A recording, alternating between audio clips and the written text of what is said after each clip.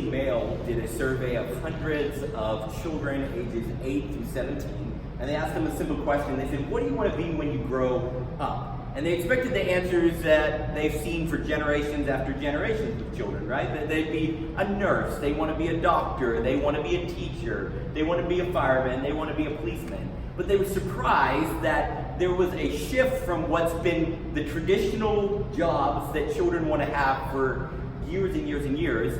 And they found that 70% of children surveyed said they wanted to be a famous YouTuber when they grew up, or a famous video blogger when they grew up. And I think that our culture has shifted and we've become more obsessed, perhaps than ever before, with the idea of fame.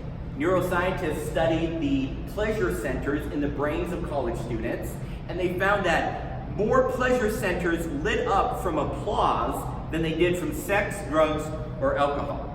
And it's just something in our culture, in who we are as people now, that we desperately long for fame. We long for applause. We long to be in the spotlight, in the limelight. And I think fundamentally every human being wants to be known and loved. We want someone who fully knows us and fully loves us. And I think sometimes we imagine that we can find this love through applause, through fame, through stardom.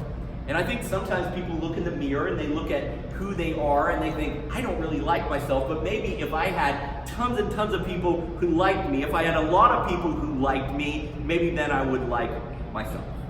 I mean, if we're honest, how many times do we turn on social media and we're like, oh, I wonder if I have any likes. I wonder if any random person that I don't even remember what connection I have to them affirmed something that I said or something that I posted. Or maybe we post something and we secretly hope that it has inexplicably, that's a hard word to say, gone viral. You know, we're like, oh, maybe I'll put this out there and then it'll just go everywhere and everybody will be talking about me because I posted this. And I think in America, we worship celebrity culture perhaps more than anywhere else on earth. We're obsessed with celebrities. We want to know where they eat, we want to know who they're dating, what they're wearing, how they vote, where they're traveling. We celebrate celebrities in America like gods. We treat them like gods. And in the bottom of our human heart, I think a lot of us want to be gods. So we look at the rich and famous and we think, how much better my life would be if I was rich or famous. Right? We think, man, things would be so much simpler, things would be so much better. They just have a better life than I do. A few weeks ago, I was sitting down with somebody in the community and I was talking to them and they're like, if I just had the money that some of the people on the main line here have, my life would be so good. And I'm like, I'm not sure it would be.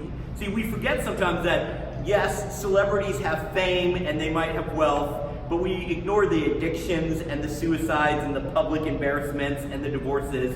We think it's a better life, but actually it's just another life, not necessarily a better life. And the church should be different. The followers of Jesus Christ should be different. If we're pursuing the ways that Jesus lived and loved, then we should be acting differently than the culture. People who are living and loving like Jesus shouldn't be chasing fame, they should be chasing His glory. The church, the followers of Jesus Christ, should be a boat that floats above the sea of culture. But if we're honest, a lot of times the sea of culture begins to slip into the church. 2 weeks ago, I was on vacation with my family in Darby at the beach in Florida, and my sister and brother and I, we bought some inner tubes, and Darby did as well, but she quickly got stung by jellyfish. Every jellyfish from 100 miles around swarms her. The rest of us were fine, but they loved Darby.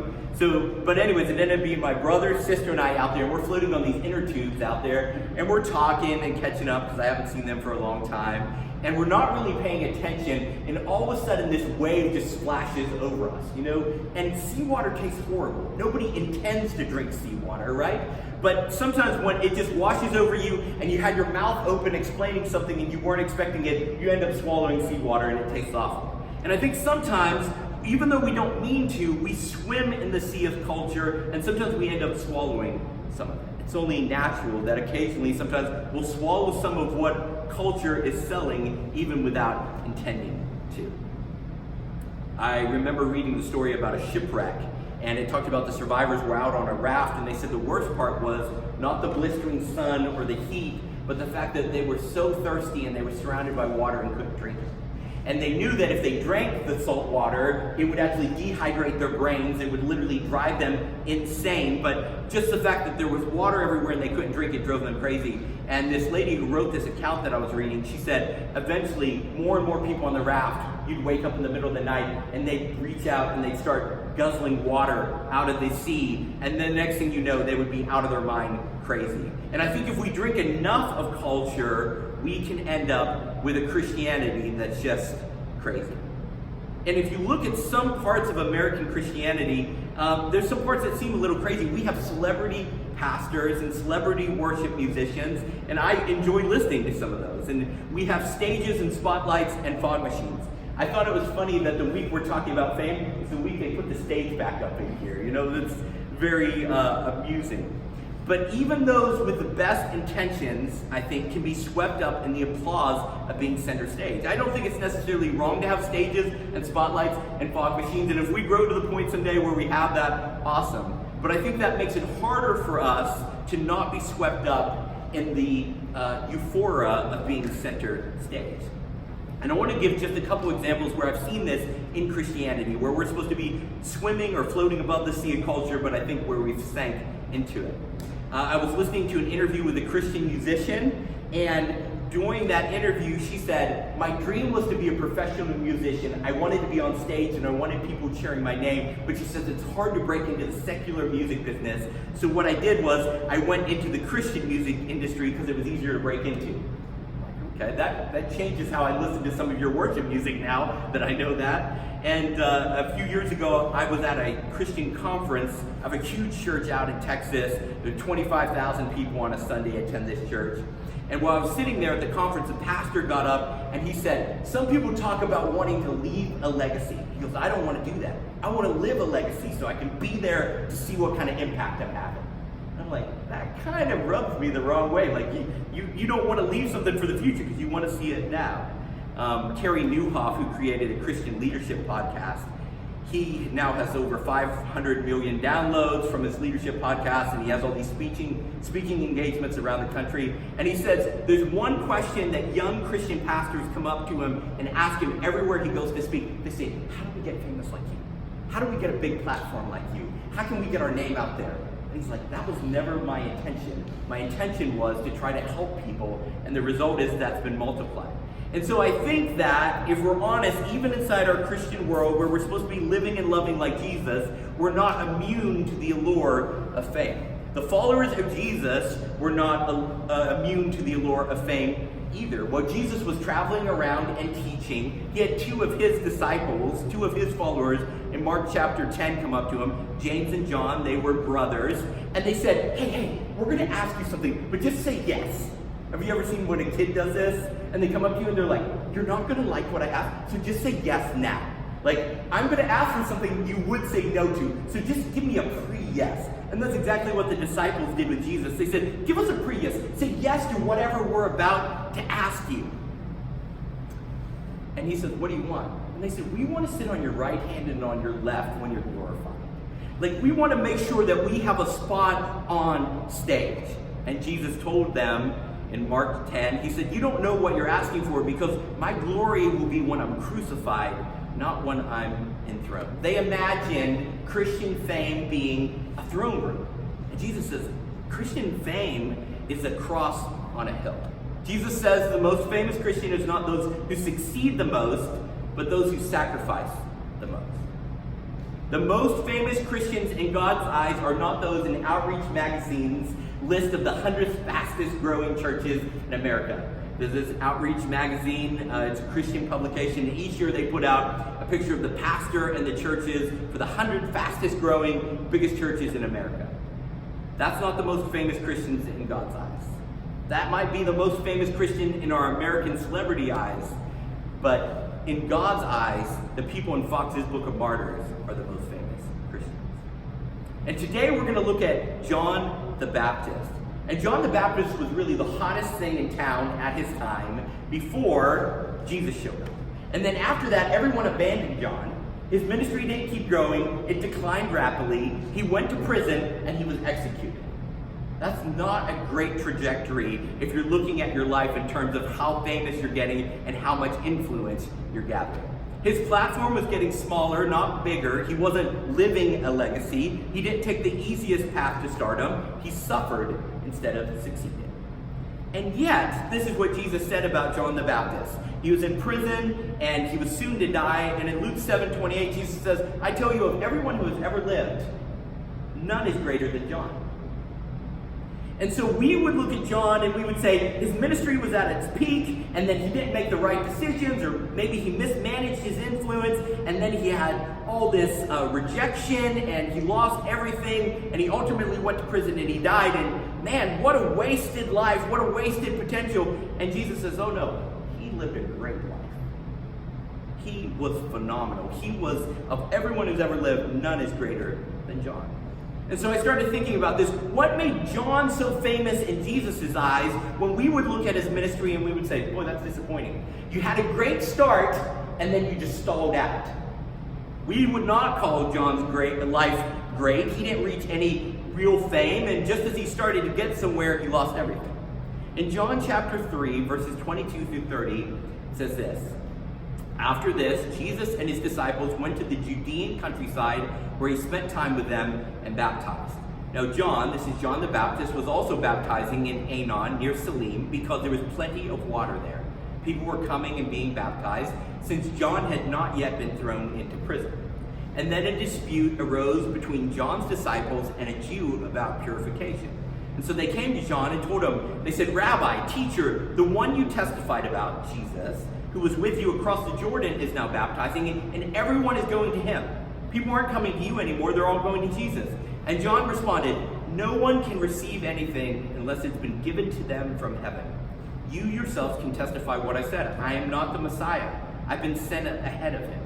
He who has the bride is the groom, but the groom's friend, who stands by and listens for him, rejoices greatly at the groom's voice. So this joy of mine is complete. John says, my joy comes from seeing Jesus glorified. That's how I rejoice. And then in verse 30, he must increase, but I must decrease. A few weeks ago, I was talking to Steve. Steve's not here this morning, but I was talking to him about John the Baptist, and he was like, who is this guy? Help me figure out what's going on here. And I love what, as I explained who John the Baptist was, Steve put it just like only Steve can. He says, so what you're saying is John the Baptist was the hype man for Jesus. I'm like, yeah, that's exactly what he was. He was the hype man for Jesus. It was his job to go ahead of Jesus and say, this guy's awesome. Let me tell you about him, you know? And I said, Steve, is it okay if I use that on Sunday? He said, yeah, sure. But I just love how he looked at things, and that's a good way of thinking about it. But you know, you and I exist for the same reason. We're not the hype men for ourselves. We're the hype men for Jesus. We exist to see Jesus' name lifted high, not our name lifted higher. Our souls will be restless as long as we chase a dream of elevating ourselves instead of elevating our King. And our culture, which I think many times we swallow without even thinking about it, tells us you have to elevate yourself because nobody else is going to. But that's not where meaning and value in life comes from. It comes from elevating Jesus. See, fame is really all about me. Fame is about, man, I'm cool, I'm important, I need to be center stage, I need to be out there, I need to have my name recognized. Fame is really all about me when I should be all about him. At the end of the day, fame is an obsession with ourselves. It's an obsession with who we are rather than who Jesus is. An obsession with ourselves rather than our Savior. You know, John says something interesting here. He says that no one can receive anything in verse 27 unless it's been given to them from heaven. Every ounce of success you have enjoyed hasn't been because you earned it. It's been because God graciously gave it. Now, you might have worked hard for it, but God allowed you to enjoy it because all glory in the universe belongs to Jesus. And our greatest joy in life will not come from us being glorified, but from seeing Jesus glorified. If you want joy in life, it won't come from becoming famous. I think a lot of times we think that, like, man, if I made it big, or if I got this, then I'd be filled with joy. but joy comes from making Jesus' name famous. See, the Bible tells us over and over again that every person was put onto this earth, was created, exists in existence to glorify God. We're most in line with who we are and who we were created to be when we spend our time glorifying God. Now, the Bible was originally written in Hebrew and a little bit in Aramaic in the Old Testament and Greek in the New Testament. And there's two interesting words here that are used for glory. In the New Testament, the word that's translated glory or glorify is a Greek word that means to raise a good opinion. Essentially, our job is to raise people's opinion of Jesus. Say, hey, Jesus, let me convince you that he deserves an even better opinion than you already have of him. In the Old Testament, the word glorified means of great weight. Because they didn't use currency like we use today, they would measure things, they would measure the value of things in weight. They're like, they didn't ask how many gold coins you had, they like, how many pounds of gold do you have? And essentially what they were saying, to glorify in the Old Testament, the word that's used there is to say, God is of an even heavier weight than you can imagine. He's worth even more than you can imagine. See, being fully known and fully loved by God is better than being widely known and loved by reputation by many. See, I think many times we imagine that if we could have a whole bunch of people cheering for us or shouting our name or who know who we are, that would make us feel more valuable. But the most value you can feel and achieve on this earth is to be fully known and fully loved by a God who is of great weight, a God who is always worth a higher opinion than we already have of him. We're famous in the eyes of God when the people who know us best respect us most. Our goal should be to be famous in our own home, not famous in a community that doesn't really know us. No matter how much you respect me, if Darby thinks I'm a jerk, that's what really matters, because Darby really knows me. You guys know, you're like, oh, I see him on Sunday, I see him at meals sometimes, I hang out with him sometimes. Darby sees me all the time. So if everybody in the world was like, man, Alex is an amazing guy, I'm so impressed with Alex, wow, how incredible. And Darby's like, let me tell you the truth, Alex is a garbage person. Like, Darby's opinion would weigh more because she knows me best. And what fame is, it's a false sense of value, because it's people who don't really know us, who don't really love us, they love the idea of us telling us that we're worth something. It doesn't matter how many stadiums shout your name, if the people who know you best think you're a jerk. A meaningful life is not about achieving greater and greater accolades. See, I sometimes get caught up into this idea that I need to make more than I made the year before. I need to have a bigger ministry than I did the year before. I need to have greater influence than I did the year before. I need more Instagram followers this year than I did last year. Right? We always need to be increasing and getting bigger and bigger and having more. But a meaningful life is not about achieving greater and greater things. A meaningful life is found in being fully known and fully loved by people who truly know you. Not loosely adored, but hardly known by thousands or even millions of people. Have you ever heard this statement? You don't get to know your heroes, don't meet your heroes. Because, right, it's really easy to respect somebody at a distance, as long as we don't get to know them too well, because then we're like, oh man, I got a backstage pass to see them, and now I can't even listen to their music because they were such a jerk to me, you know, and they treated me so poorly. It's easy to look good at a distance. It's easy to look incredible on a stage. I don't approve of this behavior, but when I was in college, I had some friends and we were sitting around, and the one guy was like, what do you think about this girl? And I was like, oh, she seems like a good-looking young lady. And he said, oh, no. He said, she's a one-mouth beauty. I was like, what's a one-mouth beauty? Like, what's that? He goes, oh, she looks really good from a distance, but once you get up close, you're like, oh, no, ugly. And it's horrible behavior out of college guys, so you shouldn't reduce people to that. But I think sometimes we look at people at a one-mile distance and we say, they look really good, because we don't get close enough to see their flaws. And fame naturally keeps people at a distance so they can't see our flaws. But we long deeply in our souls for people to be close enough to see our mistakes and see our flaws and still tell us that we are known and loved. And that's exactly what Jesus does for us. John here is obsessed with Jesus, not obsessed with himself. It's interesting, he says here, he makes this comparison to a wedding. And he says, this isn't my wedding. That's essentially what he tells his followers. He's like, why should I be getting all the attention when it's not my wedding day? I've been able to officiate a few weddings, and I never come in as the officiant and I'd be like, hey, stop these pictures. Make sure you take some pictures of me. This is my day. Like the bride would probably punch me. She'd be like, what are you doing? Like, this isn't your day, this is my day. And the groom's a little bit, but mostly my day. We are not the center of the story that we're in. Jesus is. We get to be side characters in a big story about him. And many times we decide it's better to have a small story about us than be in a big story about him. We want a story that has us at the center and begins at our birth and ends at our death. And Jesus says, I want you to be about a story that started long before there was a universe and will exist long after the universe ends. John is so obsessed with Jesus, he's not worried when he has a leadership setback. He's not worried when he has a financial setback. He doesn't feel like a failure when his influence wanes. He doesn't doubt his value when his ministry doesn't grow but shrinks. He doesn't worry when his dreams don't come true. He doesn't double up in doubt because he exists for the fame of another. He doesn't exist for the fame of himself.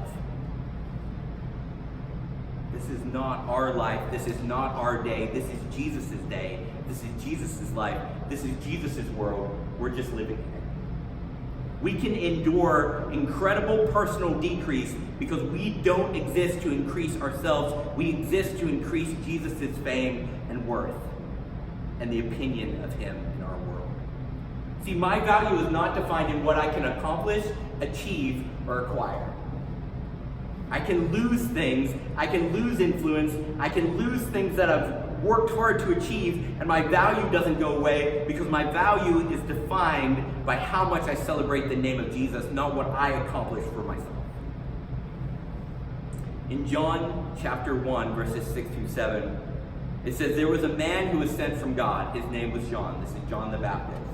He came as a witness to testify about the light that through him everyone might believe.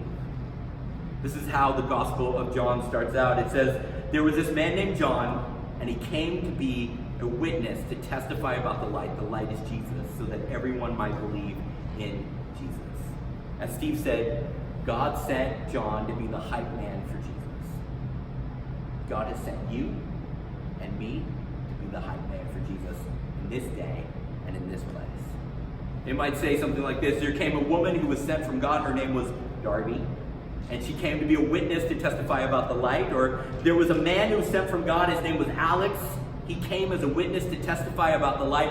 I did not come to be the light, to be the center, to be in the spotlight. I came to testify about the light, the one who is in the spotlight. It should be in the spotlight. You and I exist to make Jesus famous. We exist to make Jesus known. We exist to testify about Jesus. We exist to invite people to experience the love of God as they pursue the way Jesus lived and loved.